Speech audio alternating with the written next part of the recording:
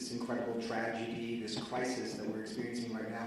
And a lot of our viewers are asking, how can other Angelenos help? Because people want to volunteer, people want to help. What's the best way that other folks out there that want to help, what can they do? Well, first of all, thank you for that question, because I think this does speak volumes to the fact that it's not just at the local level, it's at the state and federal level as well, and it is one voice. We're seeing these fires taking place countywide, which is stretching our resources to the public. I mentioned All Saints in Pasadena that's opened up its church to people that are evacuating, people that are not only part of their parish, but also people that are seeking refuge. I would encourage, and we will work with our Office of Emergency Management, to put together a list of what you can do to help. I know at Pasadena Convention Center, they're looking for resources, food, and blankets. Red Cross is putting that together, but we can always use more. So this is the time for us all to come together. I mean, we're trying to wrap our heads around just getting this fire under control. But make no mistake, we will put something together so that people can offer their support. You are seeing the goodness, and I know Supervisor Horvath mentioned it. With all these horrific stories you hear, you also hear stories of people that are doing amazing things to help their neighbors and their community. Thank you for that. I'll go ahead in the green shirt.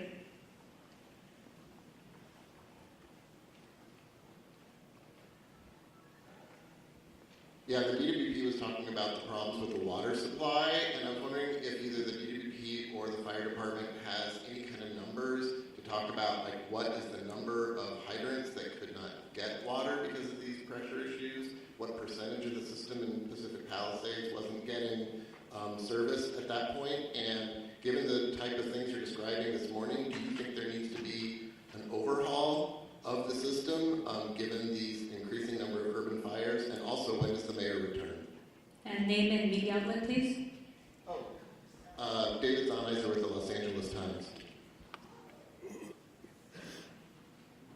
So, Chief, please correct me if I'm wrong, but we were trying to keep water at all altitudes on the Palisades, and I think about 3 in the morning, that's when the hydrants went dry above the Brentwood area. We are able to push water on that trunk line on the east side of that, and we have some water on higher elevations, 16 to 18,000. But at 3,000, at 3 a.m., all of the fire hydrants went dry in the Palisades. To your question of climate resiliency and how do we need to update the system, I would say that that is true. We were talking with the county supervisor and Mark on how are we going to change the way we operate our water systems for events like this. This is an unprecedented event. I think the 2011 winds was significant from a power outage perspective, but the fires have really increased the response complexity of this. We had crews trying to mitigate this, and we had to evacuate. We worked with fire department to try to get back in and try to fill the tanks again. It wasn't safe to do so. So you're managing the fires, you're managing the power outage, and you're managing the water needs because there was an urban wildfire firefighting. So yes, we have to look at our system from a climate resiliency as a region. And it's going to be more than just DWP. It's all the water agencies here, including the county. Thank you. Over here in the burgundy with a mask. Name and media outlet, please. And the mayor question. Real quick, I can speak on the operational side of the hydrants. We don't have a specific number of the hydrants. We do know that it came in phases. Now, our firefighters always have a primary plan, a backup plan, contingency, and emergency plan. So oftentimes, just so that the public is aware, in large brush fires, water supplies are normally limited. So with that, our apparatus do have the ability to draft water if we need to out of pools, ponds, any type of water resource. We also utilize the water tenders, in which we spoke about a little bit earlier. So with that, I just wanted to clarify that. In regard to when the mayor is returning, I spoke to her this morning at 4 o'clock. She's on her way for the last leg of her journey back home from Dallas, so her ETA is right around noon. Thank you. Go ahead. Buenos días, everybody. Ali Santana with Telemundo 52. For Chief Crowley, Chief Maroney, where can people go to donate food, water, supplies? And for Superintendente Carvalho, Sheriff Luna, and CEO Quinones, just something in this by for our people. We will do something in Spanish right after we conclude over here with a couple of Spanish speakers regarding the volunteer information. Sure, so thank you for the question about the donations, and I know we spoke about that earlier. Just a touch point for the community. We are so grateful for the community's efforts in regard to donations. Now, what I do want to be mindful about to make sure that we share is please listen to the direction of where those donations, either through money and or food, any type of donation, it can become problematic if the public starts to just drop things off. So we are putting together a strong plan from our Emergency Operations Center. We're at the highest level at this point. We're coordinating with the county as well. So stand by for more information. We want to be very purposeful and strategic in how we're going to collect those donations, and they are welcomed. Right over here with the glasses and the gray, right behind you. Over here with the hand up. Scott Snowden, Santa Monica Daily Press. Question for Ms. Horvath. Are there any forecasts or predictions at this point for the economic impact of this? There are no early numbers of the economic impact, but we are already exploring how we can do, for example, a business interruption fund, as we have done in other states of emergency.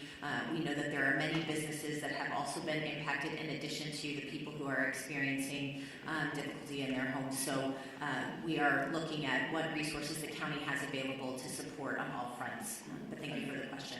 Lastly, do you think this will affect insurance companies and their approach to house owners going forward? I believe it already has, and the conversation is ongoing. As I shared earlier from the insurance commissioner, I know this is an ongoing conversation in his office, and he has provided that information and welcoming phone calls from folks who do have questions about insurance impacts as a result of these fires. I do know that yesterday, through the help of our chair, the county declared a state of emergency, as did the governor, and I know that there are other states of emergency that will be declared in order to make sure that all residents are able to readily access everything that they need to in response to these Thank things. you. We need to move on. Right here in the front, young woman with the hand up. Hi, Grace Toohey with the Los Angeles Times. I was hoping one of the fire chiefs could talk a little bit about long-range spotting and how far we actually saw embers jumping from one fire to other spot fires. And then additionally, we heard repeatedly fire crews requesting help, backup, and not having enough crews. Were you guys prepared enough for this? Do we have enough resources to fight these fires? Thank you. Thank you for the question. So I'll start at the end and work back. No, LA County and all 29 fire departments in our county are not prepared for this type of widespread disaster. There are not enough firefighters in LA County to address 4 separate fires of this magnitude. We were prepared. We did get state pre-position resources that came from Northern California that were up in the Santa Clarita Valley. We did hire additional firefighters from the LA County Fire Department and pre-positioned them in the Santa Monica Mountains. The LA County Fire Department was prepared for 1 or 2 major brush fires, but not 4, especially given these sustained winds and low humidities. Like our Director of Emergency Management said, this is not a normal red flag alert. People were calling for help. We tried to get them the help that they needed. LA County right now, like the LA City Fire Department, is prioritizing life safety, but we are also engaging in structured defense, perimeter control, and aerial operations. Remember that the LA County Fire Department has 13 aerial assets available to it. In addition to our agency-owned helicopters, we have our 2 CL-415 Super Scoopers and our CH-47, which is part of the 3-county QRF. So we're prepared to keep fighting the fight. Like I said earlier, I've requested additional resources, not only from Northern California, but from out of state. We did that last night, yesterday. So we're doing the very best we can. But no, we don't have enough fire personnel in LA County between all of the departments to handle this. Thank you. Thank you. We have a couple of just quick I just questions. want to also acknowledge that that came down from Sacramento State Senator Ben Allen and Sasha Perez, as well as our Santa Monica Mayor, Negodetti, who's also present here, and I know that Congressman George Whiteside is flying in from Washington, D.C. He represents the Sylmar Santa Clarita area, and so we appreciate you all being here. Thank you, And I think someone from the mayor's office would like to go ahead and introduce. Thank you, appreciate it. Good morning, everybody. Celine Cordero, Deputy Chief of Staff to Mayor Bass. I just want to step forward and address the question about the mayor. The mayor will be on the ground shortly, very shortly this morning, and engaged. But I want to assure the community and the city, our mayor has been actively engaged 100% of the time, the entire last 24 hours throughout this unfortunate event and crisis. The mayor has been in constant communication with our chief of police, our fire chief, our council president, our law enforcement partners, our Supervisor Barber, thank you, and our county partners. So I just want to stress she has had 100% access the entire time that she's been traveling and been actively involved in the decision making. So thank you very much to all up here, and the mayor looks forward to meeting you very shortly this morning. Thank you for that. Over here in the green shirt. Good morning. Stephen Coleman, KABC. You mentioned 4 fires. Characterize the 4th fire, county fire? Yes, I can speak briefly on that 4th fire was a Woodley fire, which is approximately a smaller fire. We threw a lot of resources at it. It is under control at this point. We'll push that information out to the media so you have the very specifics, but we're calling it the Woodley fire. Could you tell us where it was located? Where? Yeah, it was in the Sepulveda Basin. Yes, sir. Thank you. Last question, then we'll have one-on-ones.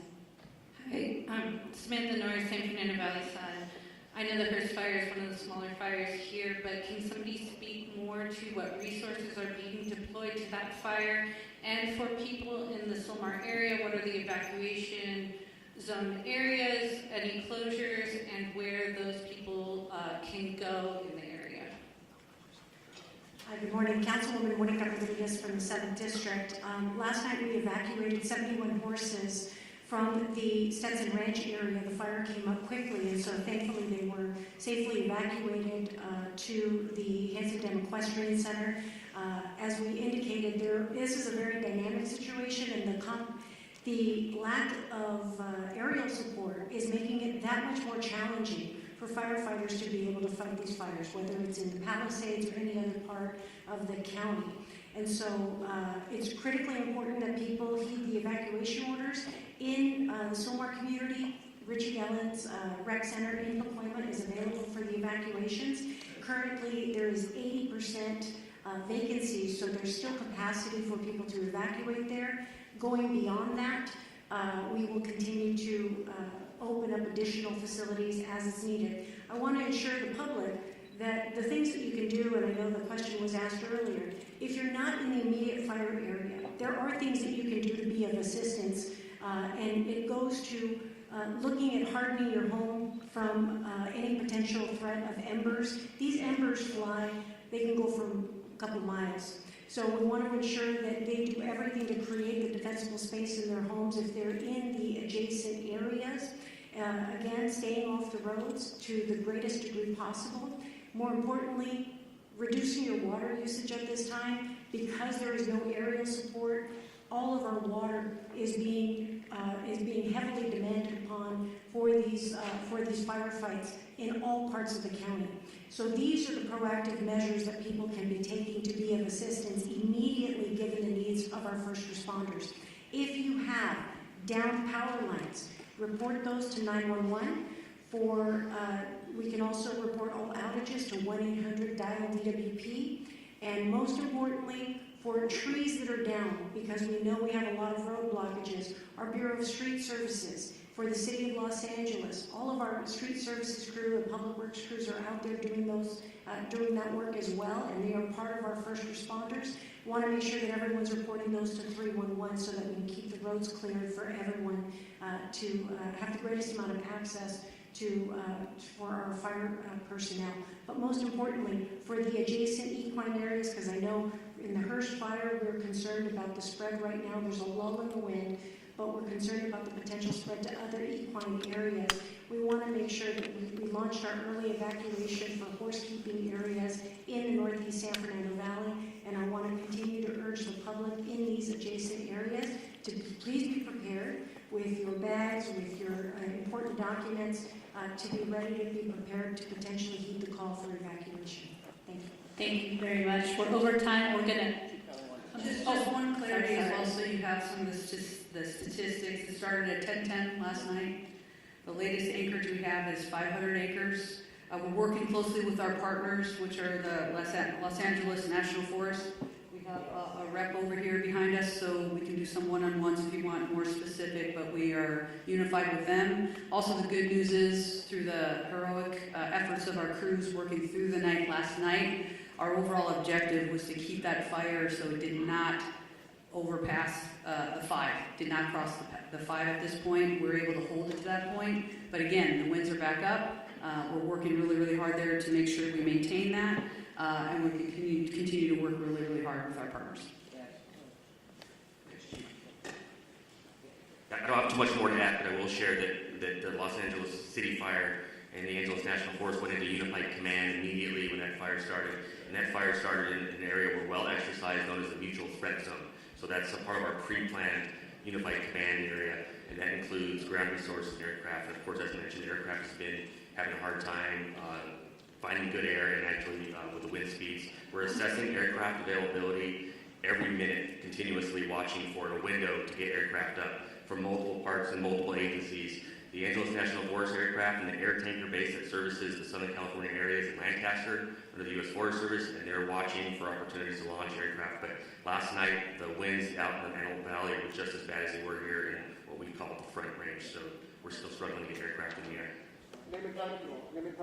Yes, sir. Robert Garcia, Fire Chief for the Angeles National Forest.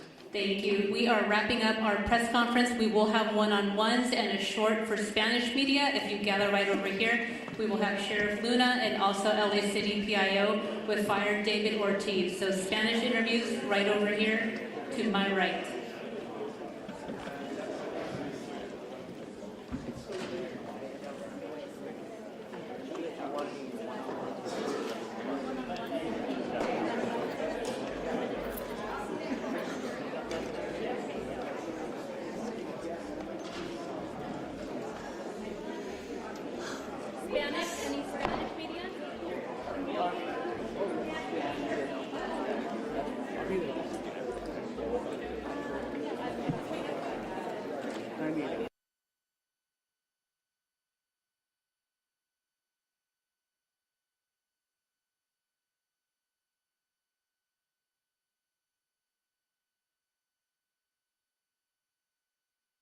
Had our family here for, I'm 24 now? 24 years.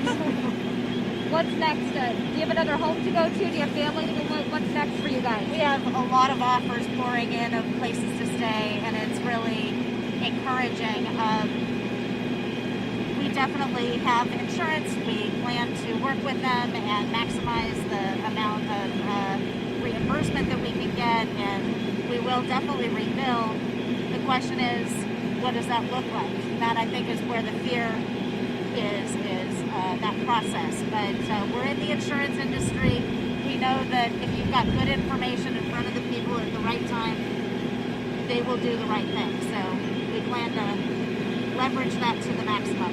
And what do you think when you hear that, you know, your neighbors were trying their hardest to try to save their home? It makes me want to cry that, for one thing, that we were not here with them, shoulder to shoulder, but that they cared enough. And it doesn't surprise me because we've lived with them for decades and we know what kind of people they are. So to have, to hear that just kind of both reaffirms it, but it also, in the midst of the dark hour, puts a little ray of love and hope. You know, it's not surprising at all that our neighbors all pitched in, and all the way down to just using buckets of water. We have block parties. We all know each other. We all have each other's phone numbers. And you can walk up and down the street and you get greetings and hugs from so many people. It's one of the best streets in Altadena, in my opinion. Thank you so much for talking to us. Sure. I'm so sorry for your loss, and I really appreciate it. So, for your job, being out in the middle of tragedy all the time, how is that? It doesn't seem like you would pay enough to see all the trauma and drama and everything else. My God. I mean, we've been here since huh? I mean, you do this kind of thing all the time, right? You go out, oh, there was a shooting here, and this bad accident over here, and all that stuff, right?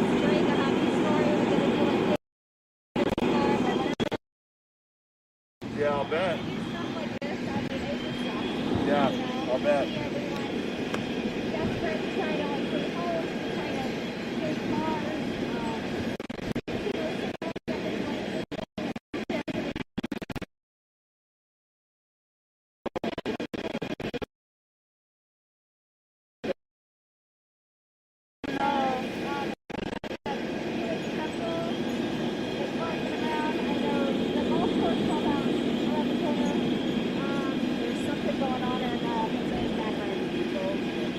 Well, this is his backyard. Yeah, the living room. Yeah. All right. Take good care. Be careful. Thank you guys so much.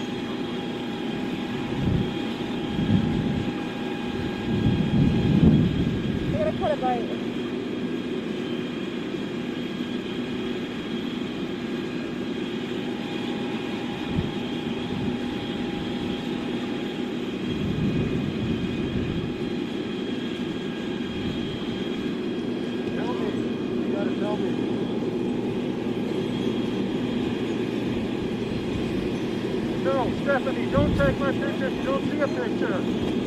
We got a lot going on out here. You guys have to tell him because it's hanging off his shoulder. Don't take my picture if you don't see a picture. We have a lot going on out here. You got to tell me about it.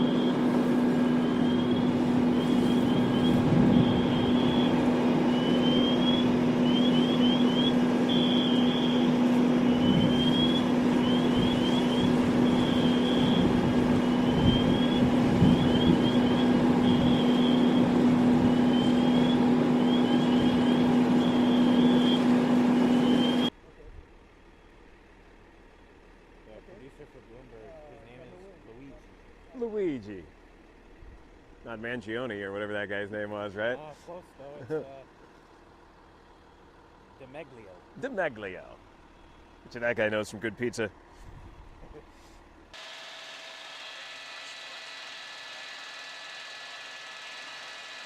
Yeah, I'll mostly talk about what I'm looking at, but go ahead, whatever you think.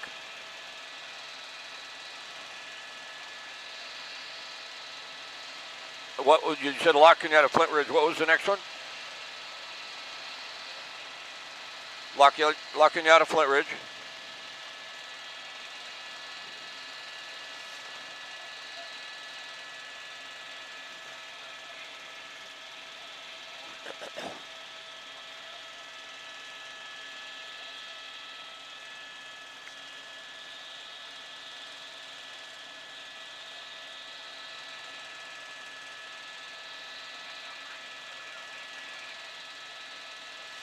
$21,000 structures threatened and 52,000 residents under mandatory evacuation? Wow. Exactly. That's good. Any reports of homes lost? We do know homes are lost, though, correct?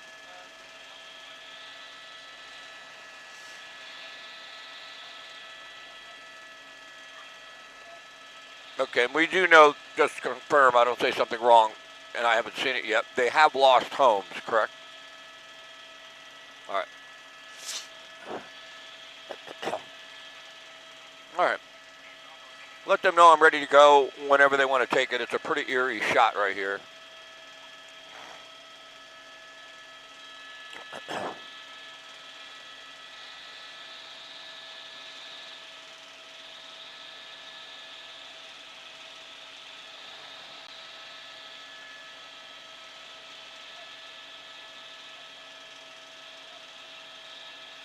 Boy, this is really spread east, huh? A lot further east than La Cañada, Flint Ridge. More like Altadena and Pasadena.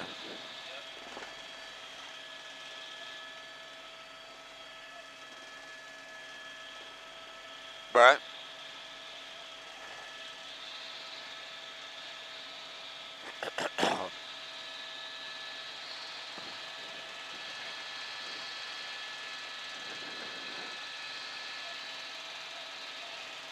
Hey, Steph, good morning. Yep, ready to go.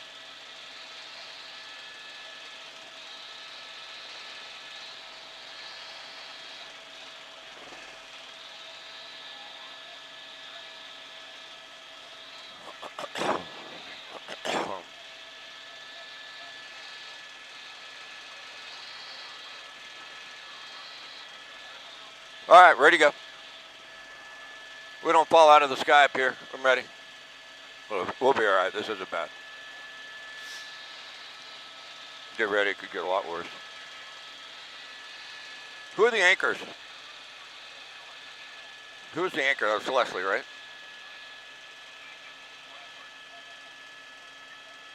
Got it.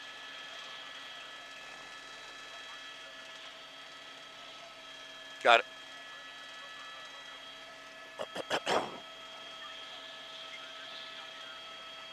Any other news media up?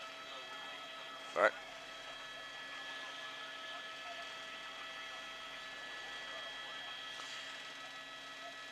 What an eerie shot. Now, we just came out of Van Nuys Airport. I think we're the first to be able to get up in this wind and then also in the temporary flight restriction because President Biden is in town, so we have to stay away from Century City, but we have permission, and we're headed now to the Eaton fire. So we're basically just coming up on La Cañada, Flint Ridge, and we're looking to the east. And boy, look at that smoke come down the ridge line above Pasadena and then roll down the hill past the 210 freeway.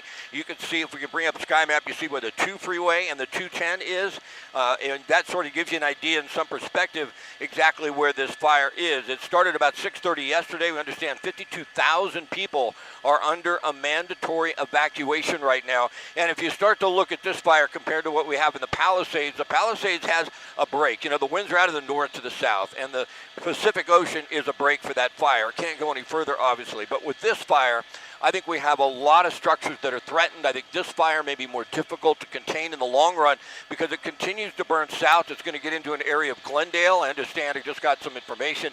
There are no evacuation orders yet in Glendale, but that could come. This is burning down towards Pasadena to the south side of Mount Wilson. A lot of it up in that mountainous terrain, but once it gets down to the bottom of the foothills, all of those homes right now are threatened. Now, the winds have died down a little bit. We're airborne. That's proof of that, and they'll be able, but I tell you, it's tough up here, though. The winds are pretty tough. The aircraft should be able to get in here, the helicopters, and make some drops. I don't think the airplanes will be able to fly in this type of wind. I don't think they will be effective, the air tankers, but the helicopters may be. But we're having a tough time as it is. This is a severe Santa Ana wind condition, and we're just coming up on the fire now. So we're going to continue to try and keep you updated as much as we can. Once we get a little closer, we'll really get a good look at what type of structure protection is in place, and then get a little better range of where this fire is headed. But if it does get down into areas of Glendale, up to the east and west side of the two, there are thousands of homes, and they're nestled up in thick, heavy brush. They have brush surrounding them. They have big trees. They have heavy fuel. And, boy, they are going to be extremely hard to defend, and the winds are still very heavy at altitude. We're about 5,000 feet, and we're having a tough time staying level. So we're going to do our best to cover this from the air. The winds may force us to return. We're not sure yet, but we're doing our best to try and get you a real good perspective on just how bad these fires are.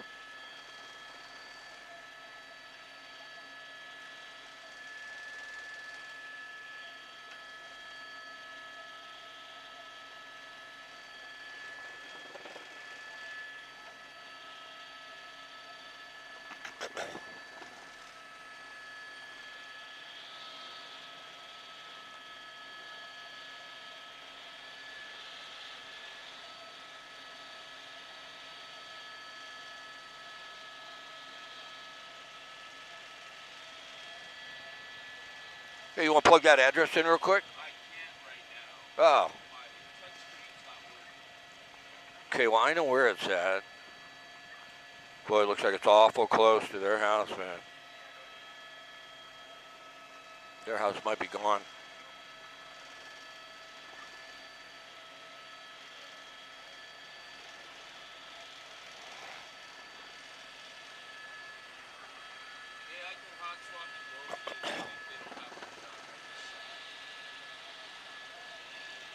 Oh, no, there's the two. That's them.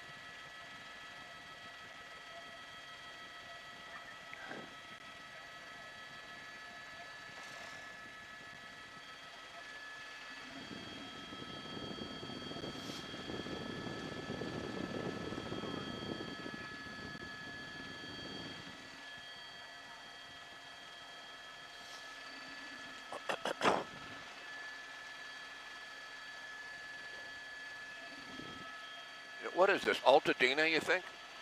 I think it is, not Pasadena. Is it Pasadena? That's what it says.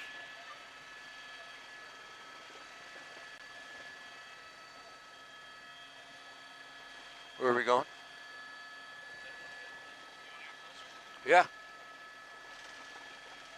Yeah, then I'd like to, we might as well just get up over there.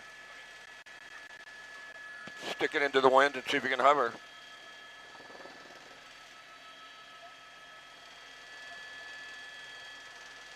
Just slow it down, just slow it way down, and we'll just putt around here and there.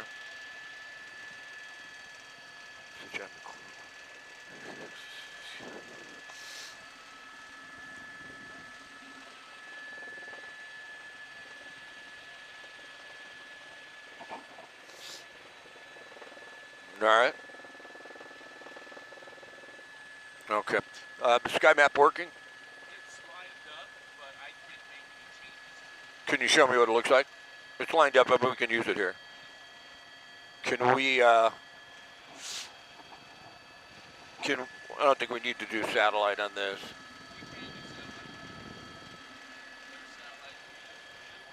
Okay, cool, cool.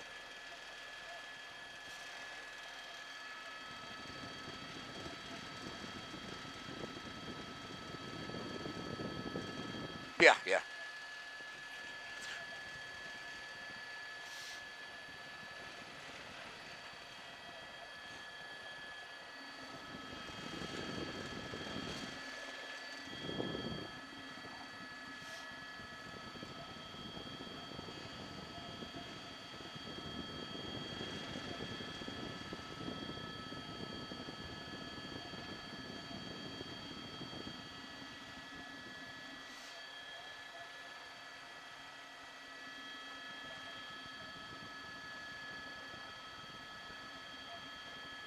Is he? Where was he? He's on the top on the roof of the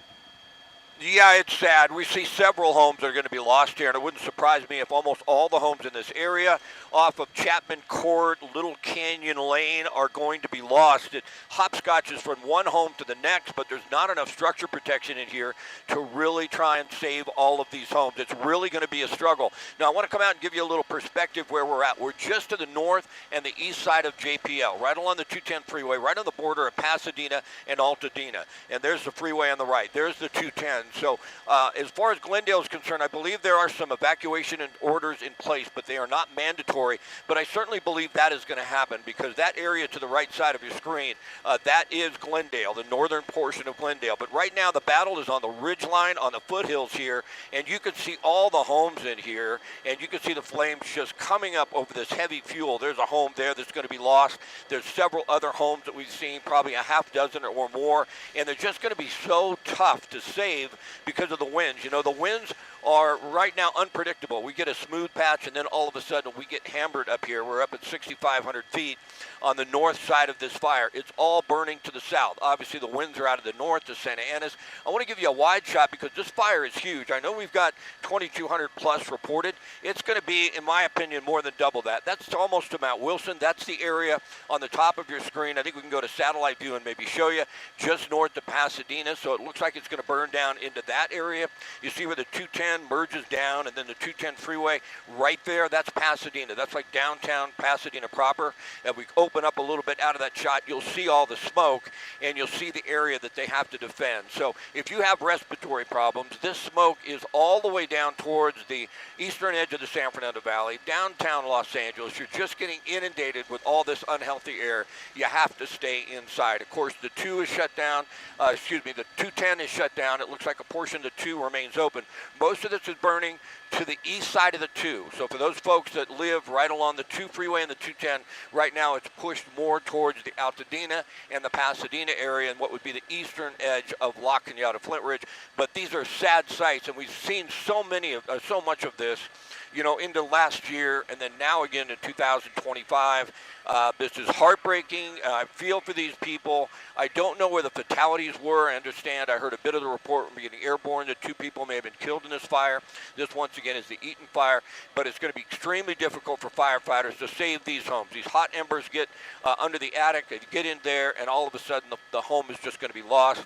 We do have structure protection. You can see it in place there. I believe there are helicopters in this area making drops. Some of the big tankers, I don't think we're going to see the air tankers, the airplanes making retardant drops until the wind dies down. I think the wind is going to be a little too difficult for that. But certainly the helicopters are going to do the best they can. But with this fire burning, the other fire, the Palisades fire raging out of control, I got a look at the Hurst fire, which is up in Sylmar, and that did lay down pretty nicely from what I could tell. So of the two, this one I believe is going to be the most difficult fire to contain.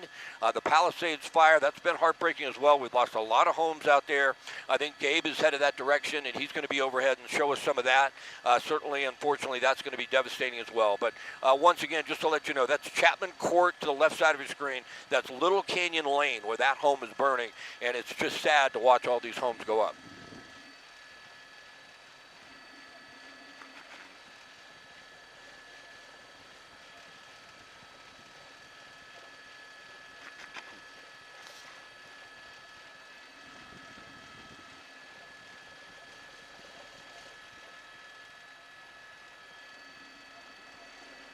Well, we haven't seen a helicopter yet. Now, we're up pretty high, but I thought I heard someone on the ground say they heard an aircraft fly over. I sincerely doubt that was an airplane.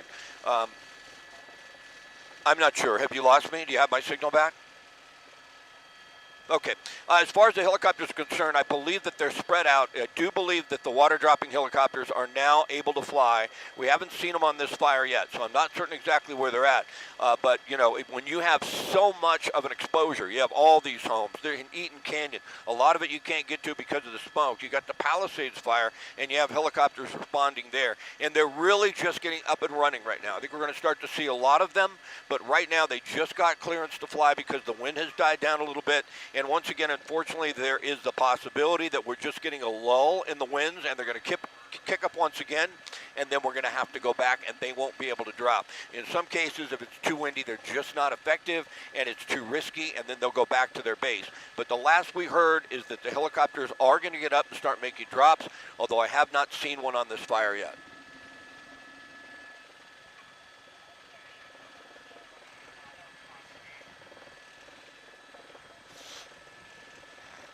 Okay, copy. Thank you.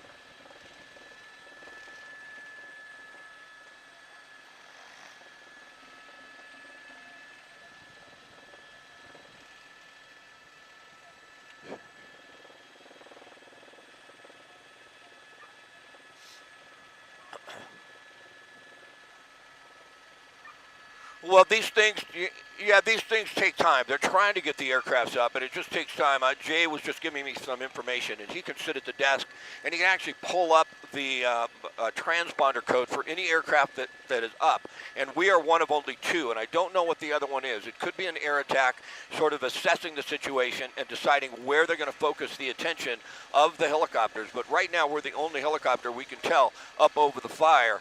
As far as the water-dropping helicopters, we believe they're in the stance right now where they're getting ready to respond to the fire, to both this one and the Palisades fire. But I thought I had heard a reporter on the ground say that an airplane or a helicopter flew over. I don't believe that was the case, because there's really the only helicopter I could tell that's up over this Eaton fire right now is us, and I'm not sure how long we'll be able to stay because the winds are pretty tough. We're battling them the best we can. It's not unsafe. It really isn't. I've never heard of too many helicopters crashing when they're airborne with high winds, but landing can be another story. So if the winds are too high, we can have difficulty shutting the helicopter down. That can be a risk, and we have to keep monitoring the wind gusts, because those are what will get us. But right now, we're doing just fine. Sadly, though, we just watched these homes burn. You can see the firefighters are getting a heavy stream of water on that house. We see about 4 or 5 that have been lost, but we also see a lot more homes that are threatened. And when you look at this area right here, this is just north of JPL. Pull out of your shot just a little bit, if you would, for me, Marcel. Off to the right side of your screen, that's down towards JPL. It's off a little bit right there, right to the right. There it is right there on the right side side of your screen is JPL. Now, you can tell from there, as we pan left, the real risk, some of those homes are in a residential area and they're a development. The homes that are a development are much easier to protect than the homes down along these ridge lines. Some of these other homes in which they are just have heavy fuel surrounding them. As a fire burns this way, it's going to be very difficult to protect those once those hot embers get on some of that heavy brush, that heavy fuel next to those homes in there. You can tell how difficult that is to protect compared to if we tilt up with the camera a little bit, we got a little smoke in there compared to protecting that home there. You can have easy access to that.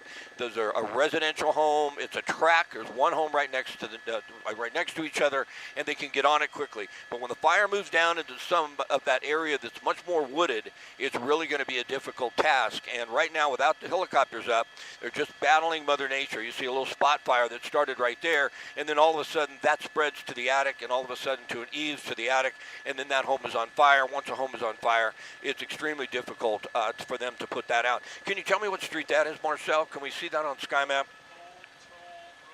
North Old Toll Road. Is that little road right there where we have the little smoke in the backyard? That other road, there's Sky Map, so that gives you an idea. You see Chapman Court, you see, I think that's Lilac Canyon, if I'm not mistaken, and North Old Toll Road. So that whole area right now is certainly in danger of being lost. You can see a couple of fire crews there, but in a lot of cases when you have enough support, you'll see a fire engine in front of every single home, and we don't see that. We don't see enough support right here, from, in my opinion, and Marcel knows better than I, but what do you think about that, Marcel, as far as enough engines there? They're stretched, so they're really stretched on resources. Marcel was a fireman for 20 years, so he really has great insight on that. So if these other homes start to go, they just don't have enough resources to really hop on them. And you can tell it's still extremely windy. Winds aloft up here, probably about 50 to 60 knots, I would say, because we're showing almost nothing on the airspeed at this point, or 40 on the airspeed, and we're not moving. But this is really the risk.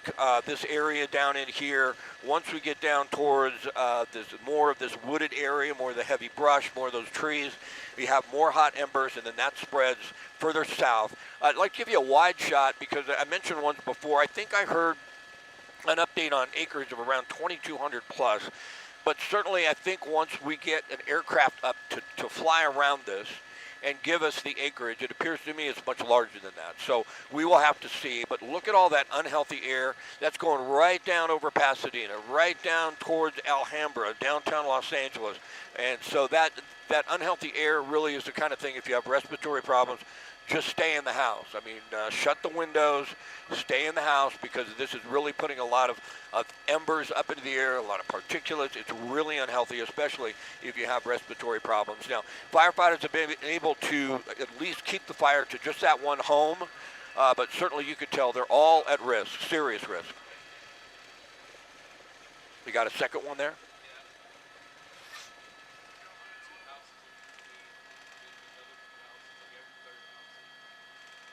Oh, yeah.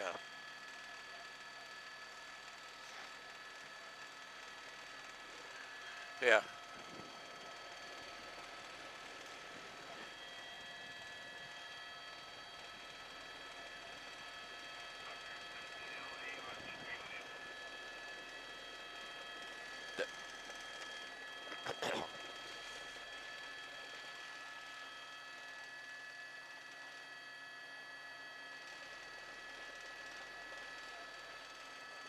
Airplane. Okay, yeah.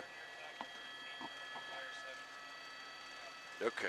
A helitanker? Interesting, okay.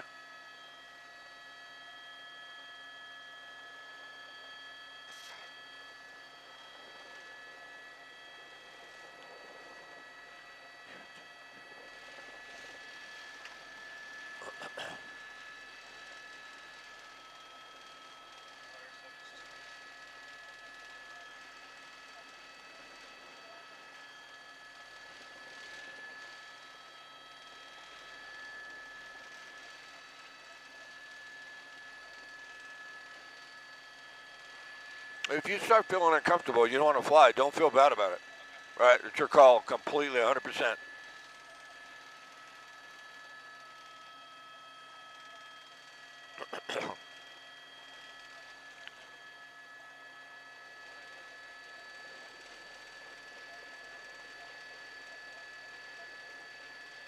Yeah.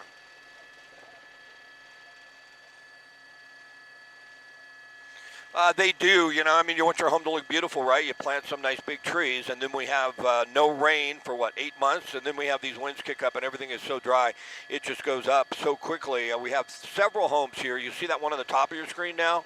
We didn't have flames shooting out of the top of that home a moment ago, and you can see all the smoke. So these homes are just going to be extremely difficult to protect. There's no question about that. I'm more concerned, I think they'll save these homes. Everybody's out of this area. From what I can tell, the evacuations are been in full force in this area since early yesterday, or I should say late yesterday afternoon.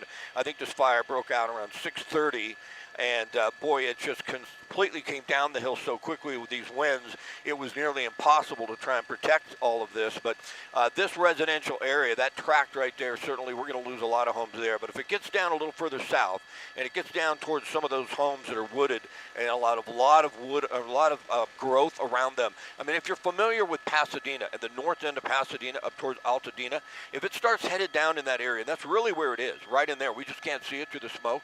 You have so many of those old homes, those beautiful old homes, and they're nestled up in huge trees, row after row after row. And once those start, it's going to be really difficult to save those homes. I'd like to give you a wide shot, as wide as I can once again, because the perspective is eerie. Now, we're basically over the 2 and the 210 north of that on the southern edge of the Angeles National Forest, and we're looking east. So Mount Wilson is off the left side of your screen. The fire is burning from the north to the south. It's burning down towards Pasadena. We don't have a lot of information right now. It's pretty scattered, but I believe this fire has burned its way into Pasadena, and those homes there you see, right in there. Can you go to satellite view for me, Marcel?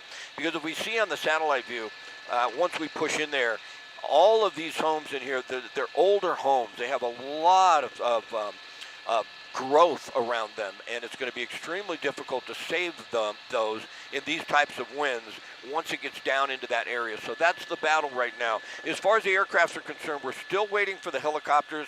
We do understand there may be a helitanker or even an air tanker en route to this fire. We just heard something about that.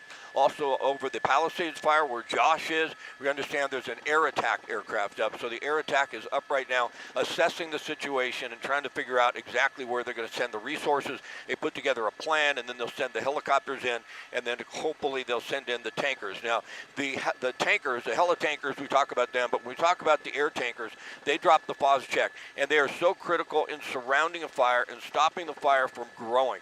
There's one thing, the battle of the fire itself, and firefighters first and foremost trying to save lives, and then trying to save the homes, and the helicopters will aid in saving those homes. They'll drop right on the flames. The tankers, the air tankers for the most part, are dropping FOS check around the outside of the fire, and they're allowing firefighters to say, okay, we got a FOS check line over there. We can put our resources somewhere else. We really don't think the fire is going to spread, let's say, to the east or to the north. We got a handle on that. We can just focus on where the fire is headed right now, and then with that, they can get a plan together on exactly how they're going to use their resources. But boy, we need those helicopters. We really, if you remember when we saw, was it the Franklin fire, the one that burned in Malibu just a bit ago? Well, remember when we saw the night that it broke out, it just consumed so much, and it got into those homes. But the next morning, the wind died down, and we had like 8 helicopters, the big helicopters, making water drops. And that was the difference between losing a couple homes and losing a couple hundred homes, because they could get in there and they could stop that fire before it went right down into Malibu, where you had so many homes that were threatened. Today, unfortunately, this fire is so big, both of them combined, that we're spreading our resources so thin. We just don't have enough helicopters to send it to both fires and make a huge difference. And so they're going to do the best that they can with what they have. The wind certainly is the big factor here. It's a wind-driven fire. We see this home on the top of your screen. That just took off. You see the home in the middle of your shot. That's on fire. That's going to be lost. They're trying to knock that down as best they can, because once you get inside, a fire starts consuming a home, there's a lot of fuel in there, and of course there's a lot of embers in there, and those are thick embers that could travel, a mile and then start a spot fire somewhere else. So they really want to try and do the best they can, but they only have one engine there, it looks like, that has the ability to get water on that home, and right now they're just hoping it doesn't spread to others. Tilt up a little bit. That home looks lost right there in the middle. On the top of your screen, there's another home. I believe this was Chapman Court, if I'm not mistaken. There's another home that was lost. Lilac Canyon Lane, actually. There's another home that is lost. And all of these homes are immediately threatened because they really don't have enough resources to protect them all. So, boy, it's a sad day. It's been a sad couple days. These fires, they're heartbreaking, and I feel for these folks. I had a couple burn right up to my home. I know what it's like to be evacuated, and that's a struggle as well. And then I know what it's like to try and find a place to go. You know what happens when you have this many evacuations, if you don't have a family member to go live with, you got to go to a hotel. And guess what? You start checking the hotels, and they're all booked. And you have to travel a long ways to find one. That happened to me in the Woolsey fire. So we're just keeping an eye on it from the air, but unfortunately what we're seeing right now does not look good. We're going to have a long couple of days ahead of us. It's going to be a real struggle until the winds die down. If the winds die down, if we could just get a day with little to no wind, I think they'll make some progress. But in the meantime, this is going to be extremely tough.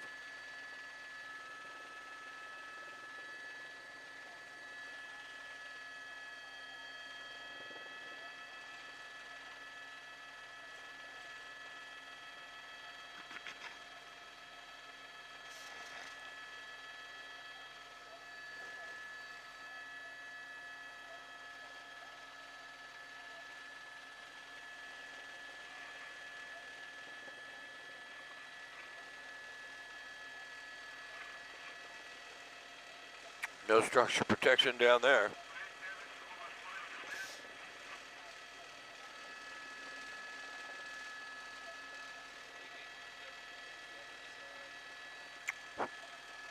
Say again?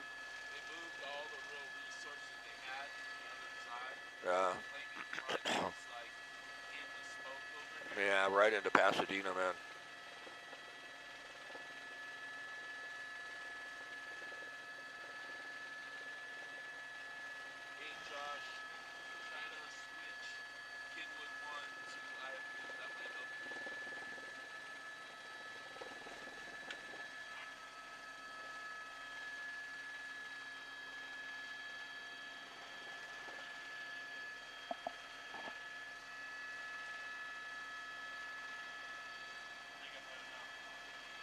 All right. It's your call. Studio, we're going to have to head back because of the winds.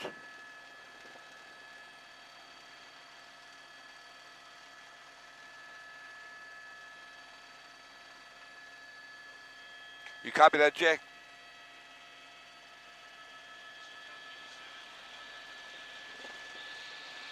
Jay, did you copy that?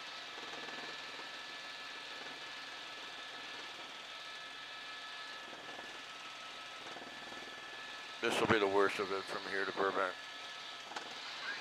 But sometimes it gets really bad in here. Jay, did you copy R7? Did you copy? We're headed back.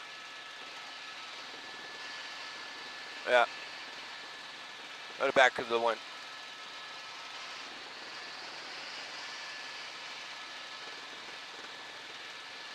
We're headed back because of the winds.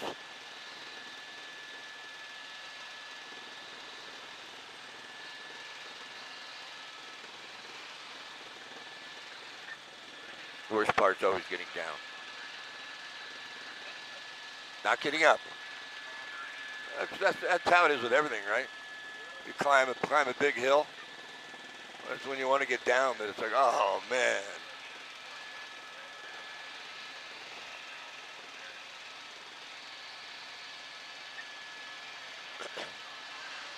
We're headed back to Van Nuys. We'll shoot you what we can from our track back, but it's not like we're calling it through the wind. It's not like we're going somewhere else.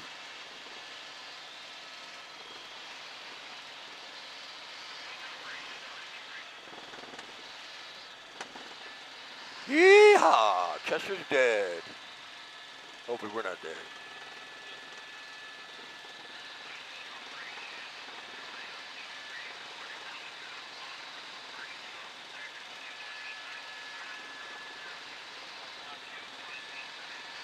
There's a Black Hawk over that fire.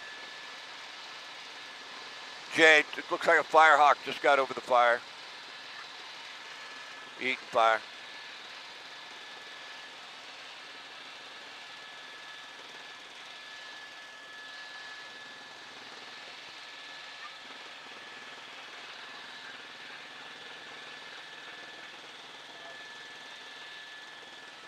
Yeah.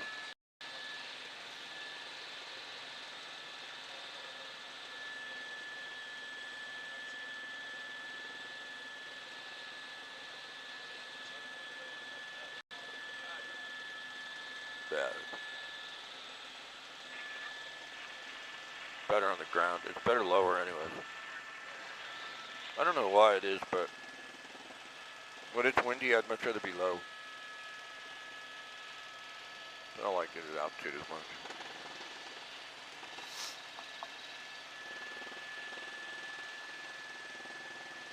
They wanted you to shoot some footage of the, oh, you are? Okay, sorry. Sorry.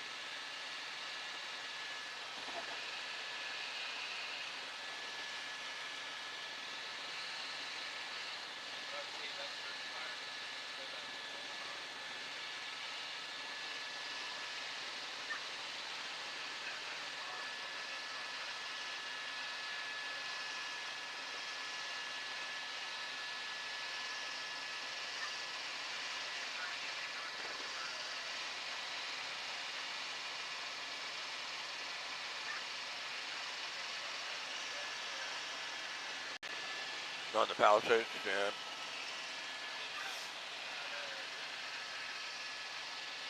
Is he calling us? Go ahead, Jay.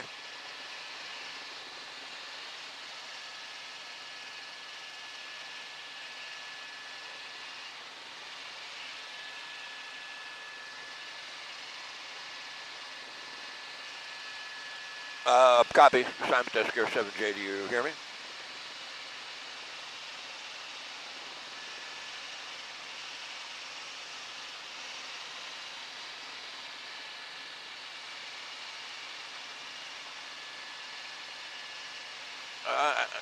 I don't quite understand the question to report, but I mean, if we can do it, we could do whatever if we can get there. But I'm gonna have to talk with the pilot about that.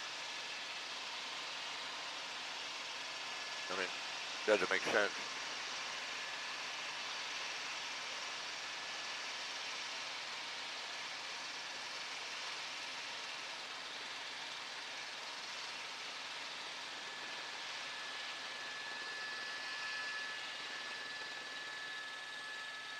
I don't believe we have the ability to check aloft, but we'll check when we get on the ground.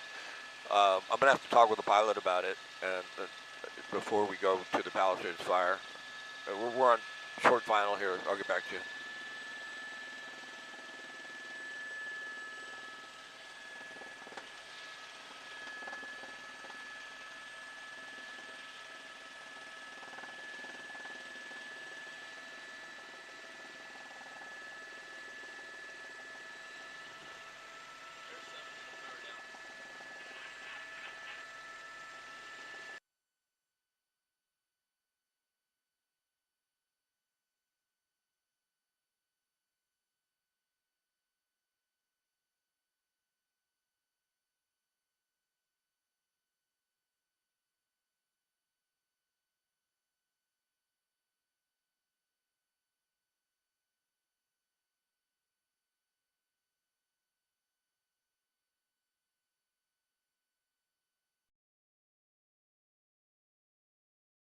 Palisades fire. It creates just an apocalyptic sight that is unbelievable to see right now.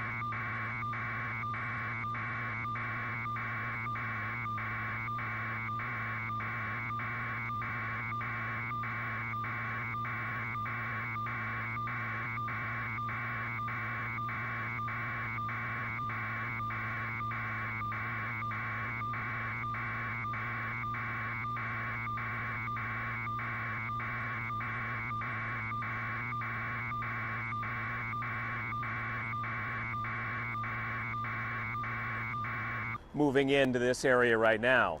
Live in Altadena, California, Alex Stone, ABC 15, Arizona. Back to you.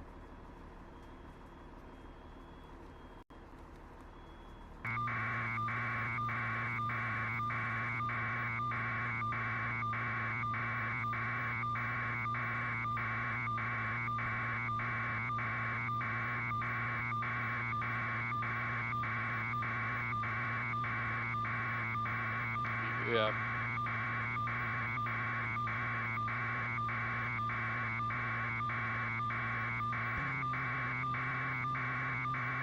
Oh, we're gonna need to get the mapping worked out.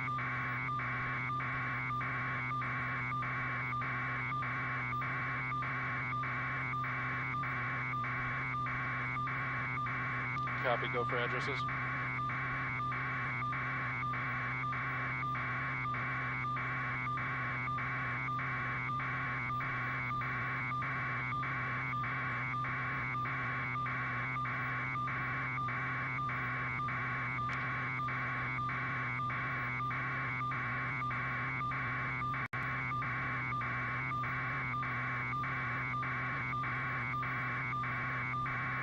Yes, go ahead.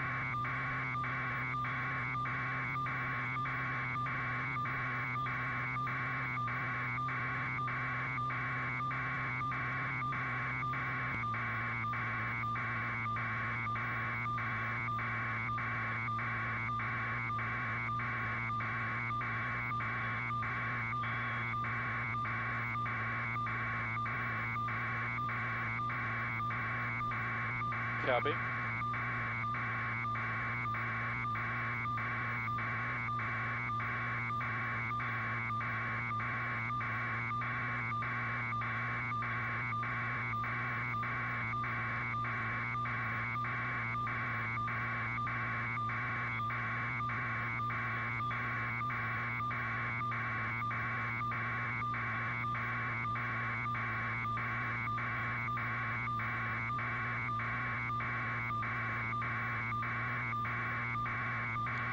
Okay, I have 1007 Kagawa, 750 Green Tree, 1474.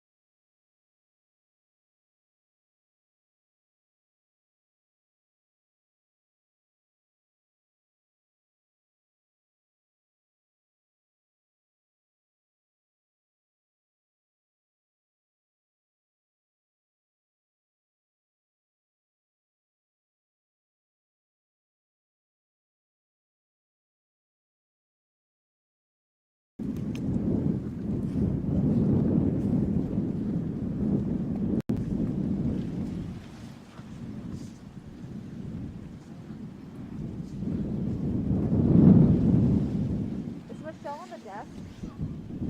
I don't think she's in today. Doesn't sound like she came in. She didn't tell us she was on the desk. JJ asked me for a pin drop. To be honest with you.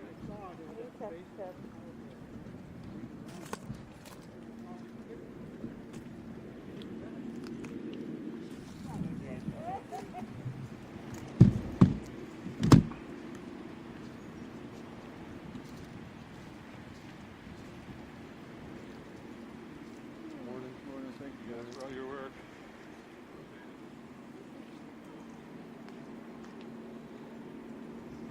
Can we go back to the truck?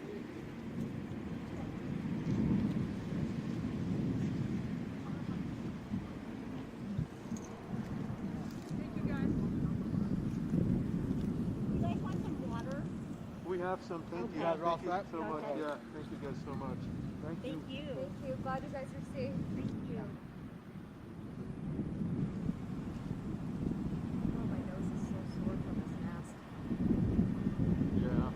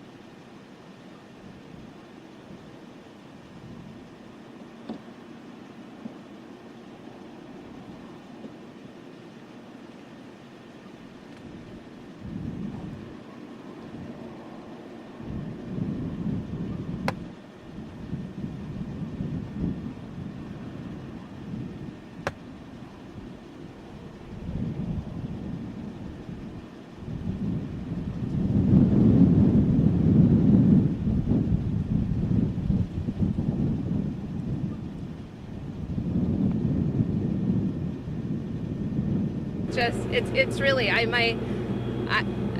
can't believe I'm the story. I'm used to seeing it. And for this community, this is unheard of, this low in the foothill. Let me get your name. Hazel Pereira. Pereira, and yours name? Ed Perez. Ed Perez. Thank you guys so much. Are you going to be here for a little bit? Yeah, probably. Because I'm going to go live, and maybe I can interview you live if you don't mind. Are you guys ready?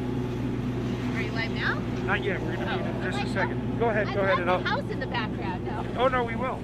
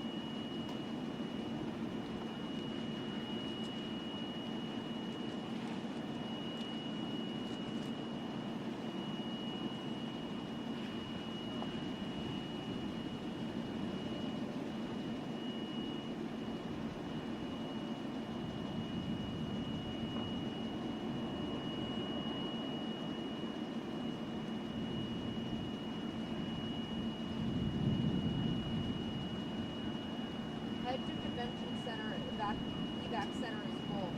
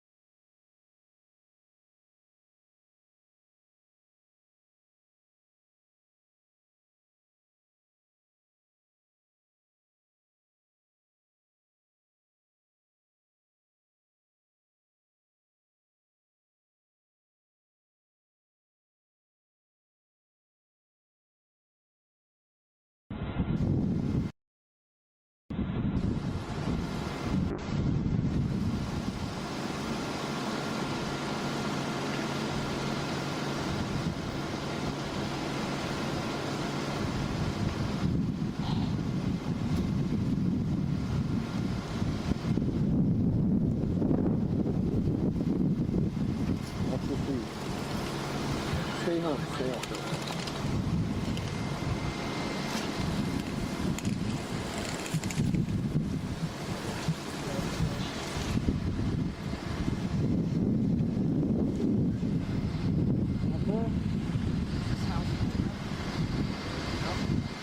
This house is going up right now. The roof. I like your hill shot, but...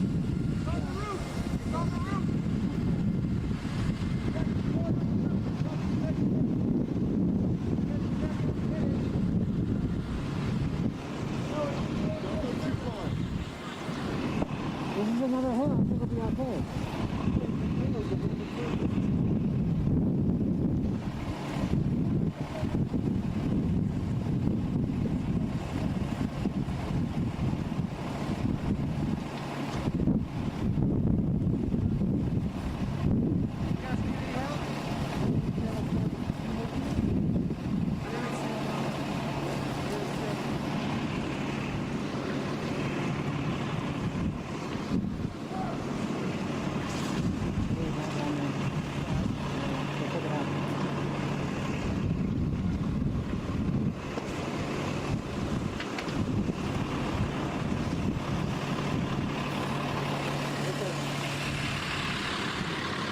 John, come here.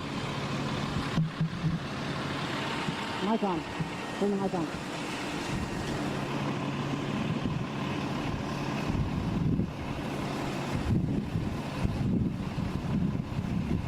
Come this way.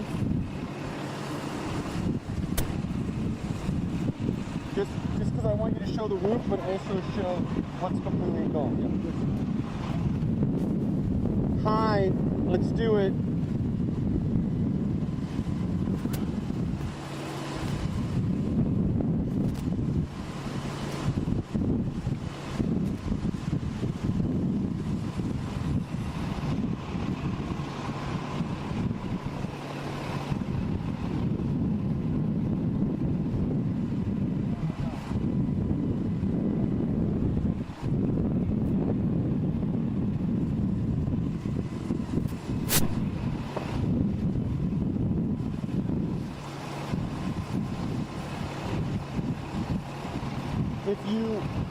I think the farthest you should come into where I am, if you come to where I am, you can see flames in that house. So we can switch.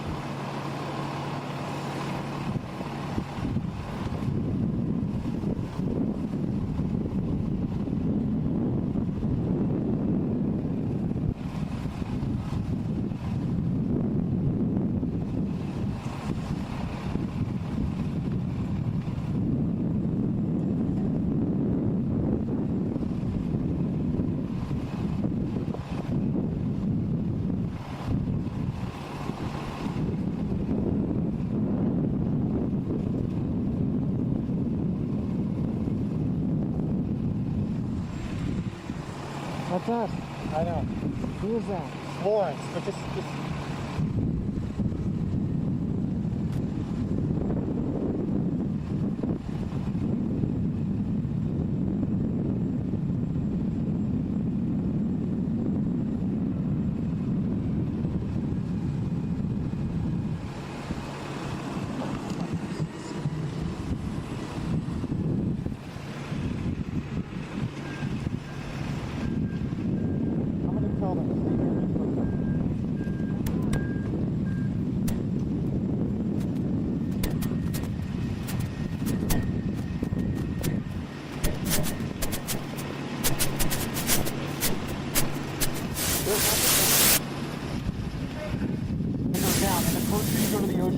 signal there will be. See if you look on your map, there's little rows of Santa Monica like churches everywhere in this area. If you head south, I feel like you're going to find some stuff. And then you can head up Chautauqua if you don't find anything, and head north up Chautauqua. So I would go this way. If you don't find anything, and go north. Call me if you need anything. I know this area really well.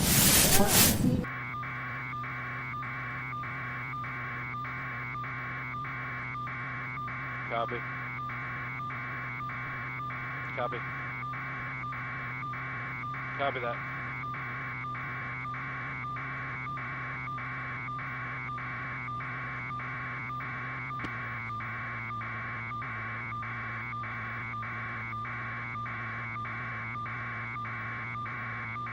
Mammal.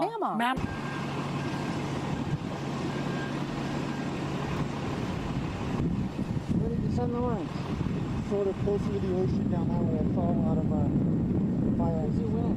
What? Who's he with? Faulkner. No, David Gonzalez.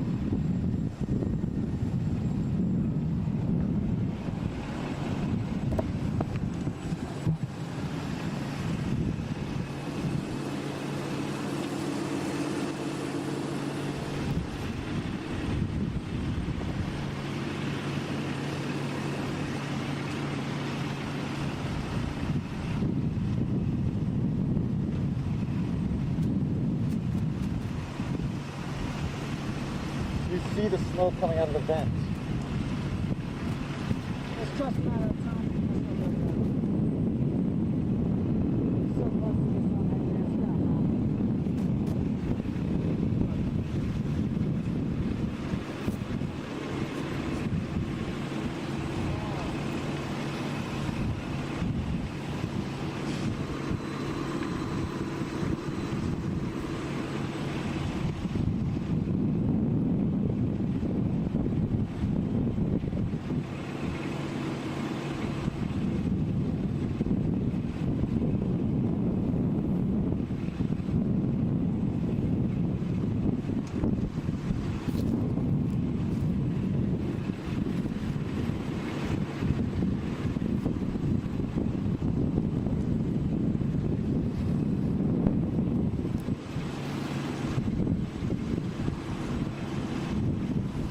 All good, Miriam.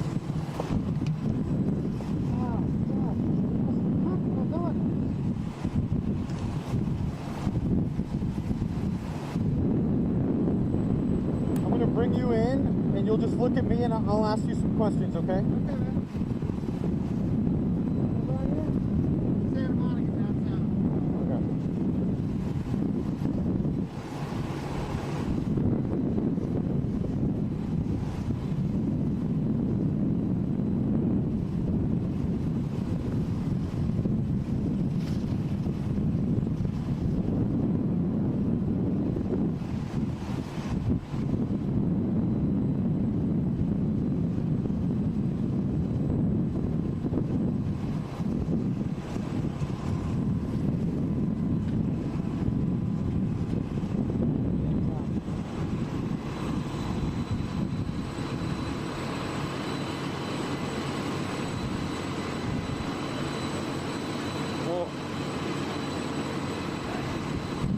I grew up there.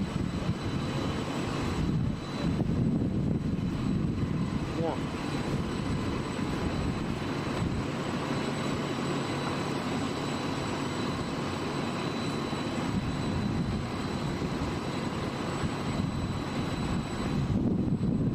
Ashford?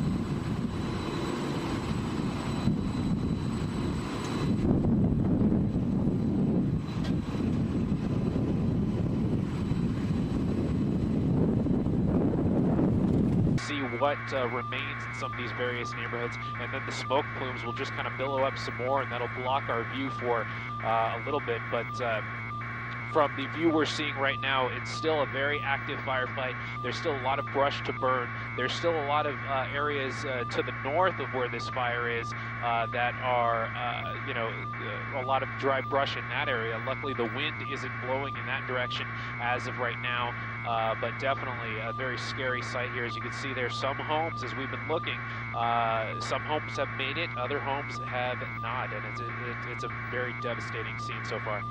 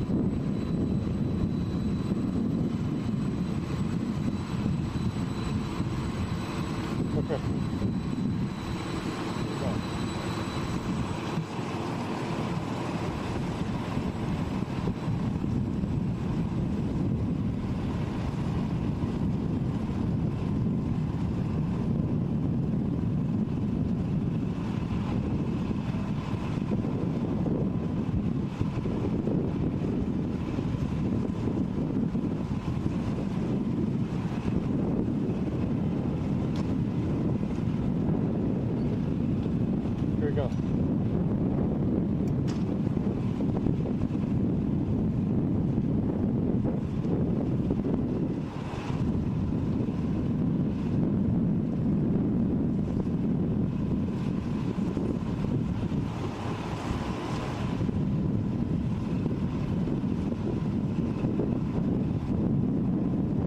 Yes.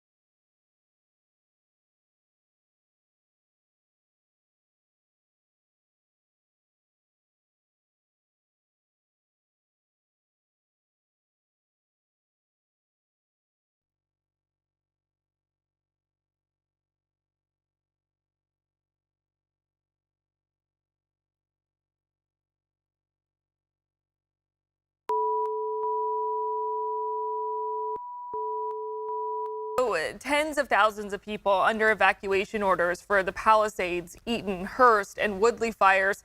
And we are just learning from the Angeles National Forest that the Eaton fire has exploded to over 10,000 acres. Firefighters are anticipating another tough day trying to get those fires under control. Live look here in the Los Angeles area at the fire right now. So what we do know is that at least 28,000 structures are in danger of burning down, and firefighters will have to battle strong winds as they try and contain those flames. So with that, we want to get over to ABC's Alex Stone joining us live this morning from Altadena, where the Eaton fire is burning today. So Alex, tell us more about what you've been seeing so far today. Yeah, Jordan, so this fire really is exploding today, and looking at the firefighters behind me, they have been working on this home right here trying to save it. There are a number of homes down these streets that are now gone as they continue to try to battle the flames. They're taking advantage of a little bit of a lull in the wind. Earlier today, this area was getting hit by 100-mile-per-hour winds. Now they're trying to battle back the flames. Hurricane-force winds fueling wildfires in Southern California, burning the equivalent of 5 football fields every minute. California now under a state of emergency as firefighters battle the flames around Los Angeles. The fire's so intense you can hear the howling winds and crackling embers. You can see the embers flying right at the camera, the wind allowing the embers to jump from structure to structure, igniting anything and everything it can. Over 50,000 people are under mandatory evacuation orders, but it's been difficult getting to safety. On Sunset Boulevard, drivers abandoned their cars after getting stuck in traffic, trying to get out of the fire zone. When we got in the car to go, and then all the cars were abandoned, so I had nowhere to go, so I just had to get out of my car and start walking. The smoke is so bad. That also made it so firefighters could not get in. They used a bulldozer to move abandoned cars. ABC's Matt Gutman was there. And all of these cars, including us at one point, were stuck in this gridlock. And in order for firefighters to actually get to the fires, they had to carve a path. The flames reaching an assisted living center in the hills above Pasadena. Workers rushing to get people out of the building using wheelchairs and rolling beds. I was running up to the 3rd story, 2nd story, carrying people down, just picking them up because we do have a lot of wheelchair people in here. Workers were able to evacuate all of the residents safely before it went up in flames. Please prioritize your safety as well as the well-being of those around you. Over 1,000.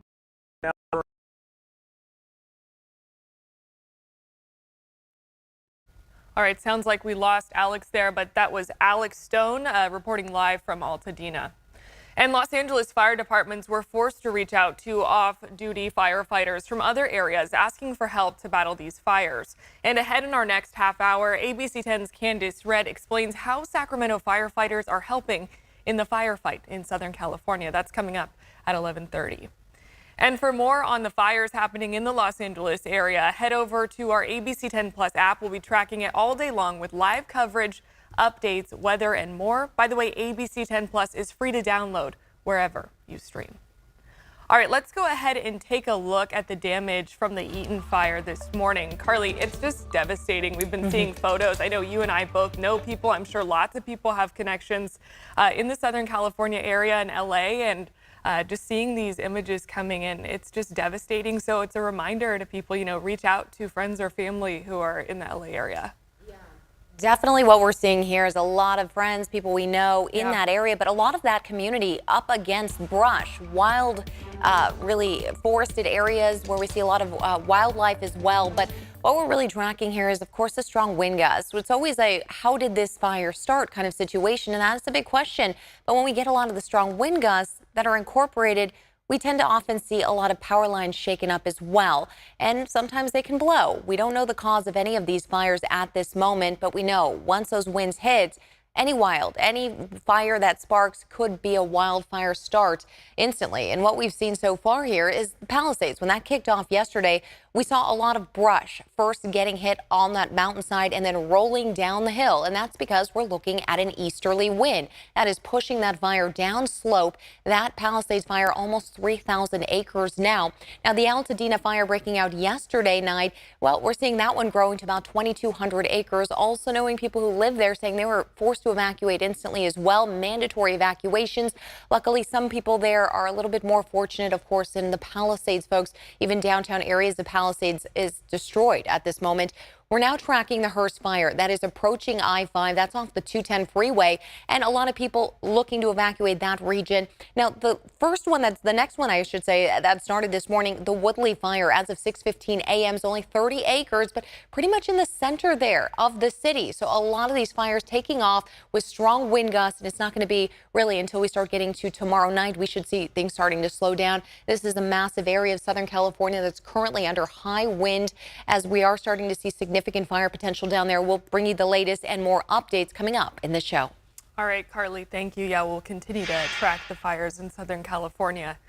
Meantime, City of Sacramento has appointed a new interim city manager. The city council voting yesterday to have Lainey Milstein take over the job. According to the city, Milstein has over 20 years of experience in local and state government. She previously served as the city's finance director, and before being appointed as interim city manager, served as one of the assistant city managers.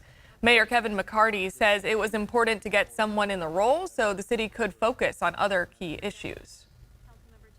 The show will go on. We have work to do for the residents of the city of Sacramento, certainly dealing with our budget, our labor negotiations, city issues, housing, homelessness, our youth. The issues are long. And so, we are confident that this team we have together will lead us forward.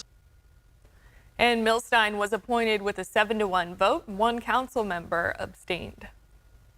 And last night, 2 people were taken to a Sacramento hospital with gunshot wounds. Police say that shooting happened just before 10 last night along CV Circle. That's in the Upperland Park area. So when do what they do because it's so dangerous even for them. So unfortunately, we didn't have that resource last night, and apparently we still don't at this particular time. Now, we're at a much higher altitude. We're about 8,000 feet. So we're a little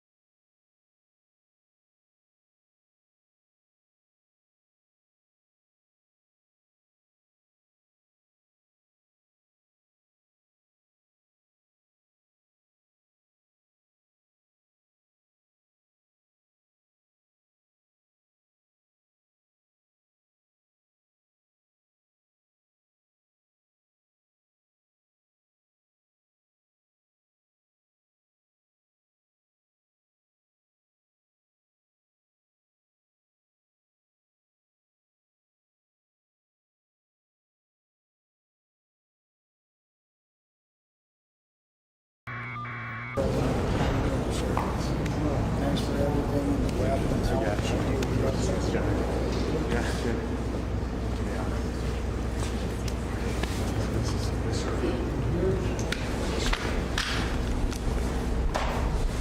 Good morning, President Biden. Thank you for being here on behalf of the fire service.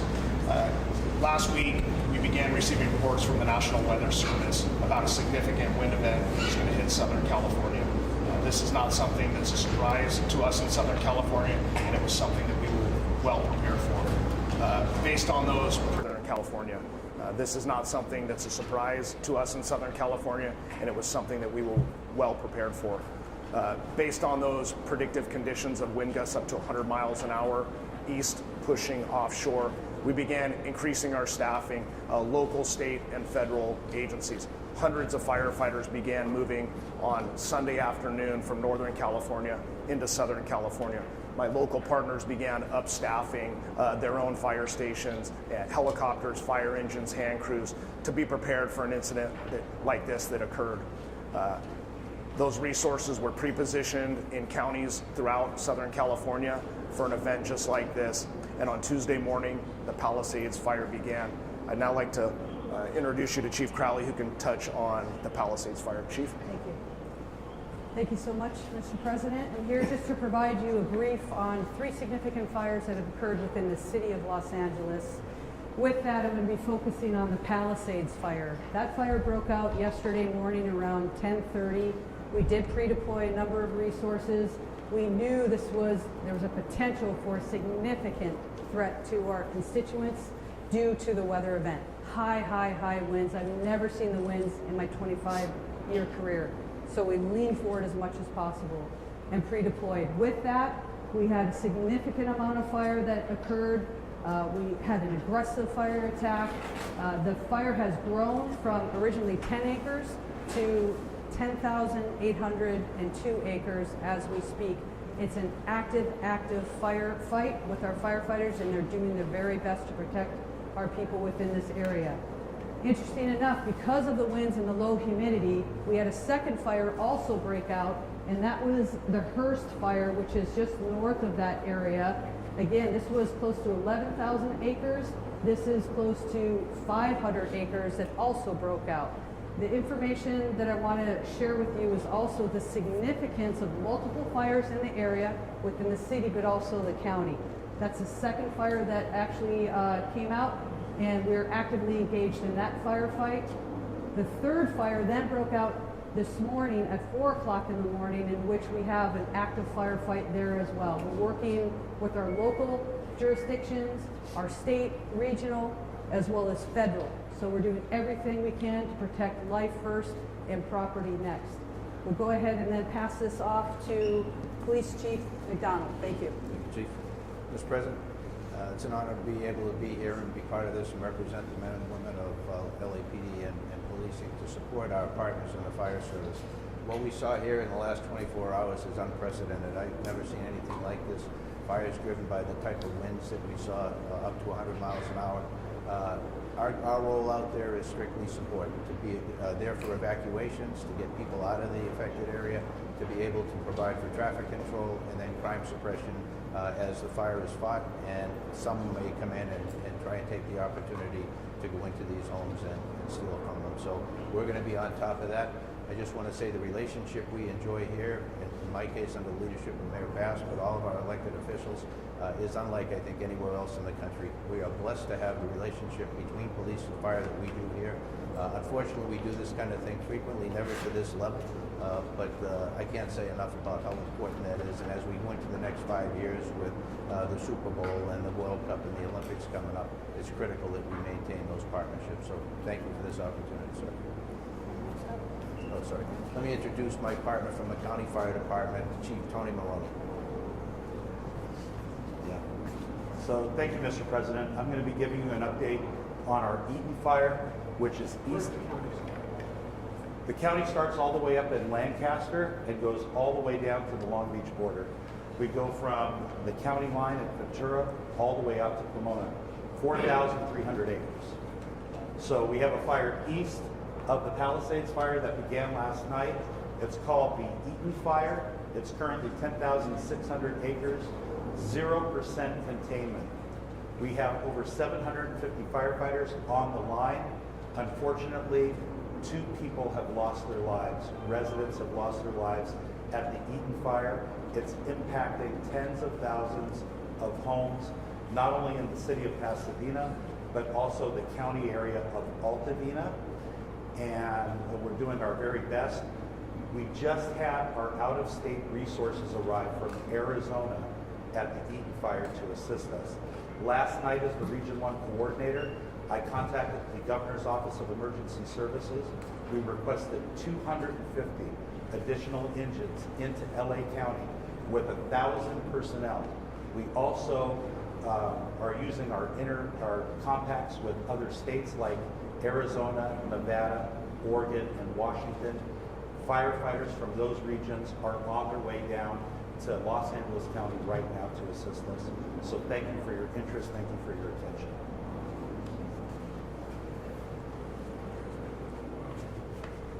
The governor asked for a declaration that provides for everything for the government to do. I'm going to sign it today. Folks, the fact is that I've directed DOD, Department of Defense, to rapidly provide additional firefighting personnel and capabilities. Also, California National Guard is adding 2 modular air firefighting systems units, and 2 more are being ready for the National Guard, the Nevada National Guard. And 4 more are coming from the Northern Command, and 10 Navy helicopters, water delivery buckets, are coming down from San Diego. We're prepared to do anything and everything as long as it takes to contain these fires and help reconstruct, make sure that we get back to normal. It's going to be a hell of a long way. It's going to take time. So we need the federal government here to stay as long as it needs everything we need. Is there anything you've asked we haven't gotten yet? Quite the contrary. Mr. President, just first of all, that major disaster declaration we approved. Next level of appreciation on behalf of all the residents here in Southern California. As the Chief said, we had pre-positioned assets this weekend in anticipation of these weather events. The complexity of multiple fires, the likelihood of these weather events, this wind event continue over the course of the next many days, impacts of over 1,000 structures already that have been destroyed, 100,000+ people that have been evacuated, lives lost, traditions, lifestyles, places torn asunder. This means the world to us, and just publicly, because I think this is important, the President happened to be in the region, in town. It's impossible for me to express the level of appreciation and cooperation we received from the White House in this administration. So on behalf of all of us, Mr. President, thank you for being here, but not just being here today. Thank you for being here since the minute of this incident, when there was a 10-acre fire less than 24 or so hours ago. Deep gratitude. It's astounding what's happening. All I want is good news. My son lives out here in Kuwait. They got a notification yesterday their home is probably burning around. Today, it appears that maybe still standing, I'm not sure. But the good news is, I'm a great-grandfather as of today. I was granddaughter. Then baby girl, baby boy. So I remember this day for a lot of long reasons. Thank you, press.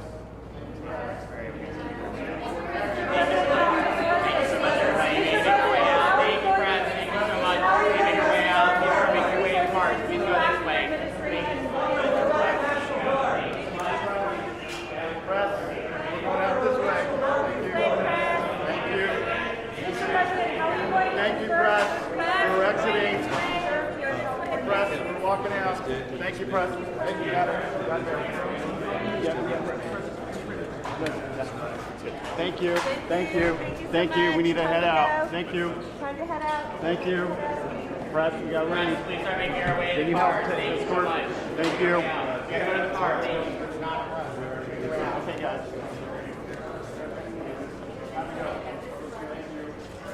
Thank you for making your way out. We gotta go.